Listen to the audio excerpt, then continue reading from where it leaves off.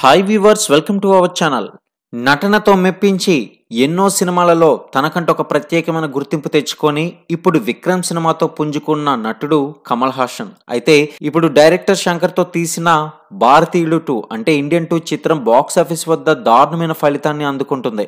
అయితే 2024 సంవత్సరంలో అతిపెద్ద డిజాస్టర్లో ఒకటిగా ఈ సినిమా కాబోతుందనే విషయాన్ని ట్రేడ్ వర్గాలు వెల్లడి చేస్తున్నాయి. ఇక ప్రముఖ సినీ నిర్మాణ సంస్థ లైకా ప్రొడక్షన్ రూపొందించిన ఈ సినిమా గత 5 రోజుల కలెక్షన్స్ వివరాలు చూసినట్లయితే కనుక ఇండియన్ సినిమా 2కు సినిమా 300 కోట్ల రూపాయలతో నిర్మించారు. అయితే కానీ ఇప్పుడు ప్రస్తుతం ఇది భారీ లాస్లో నడుస్తుందనే చెప్పుకోవాలి.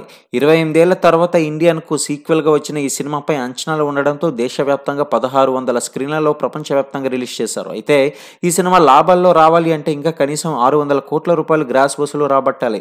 అయితే ఇంకా 5 రోజులు సోమవారం స్టడీగా నిలబడుతుందని భావించిన ట్రేడ్ వర్గాలకు ఈ సినిమా పెద్ద షాక్ అయితే ఇచ్చేసింది. దాదాపు ఈ సినిమా దారుణంగా కలెక్షన్స్ అయితే పడిపోయింది. అయితే ఈ సినిమా 5 రోజుల్లో కేవలం 4 కోట్ల రూపాయలు ఇండియాలో రాబట్టే అవకాశం ఉందని తెలిసింది. అయితే దాంతో ఈ సినిమా ఇండియాలో 74 కోట్ల రూపాయలు నికరంగా వసూలు చేసింది.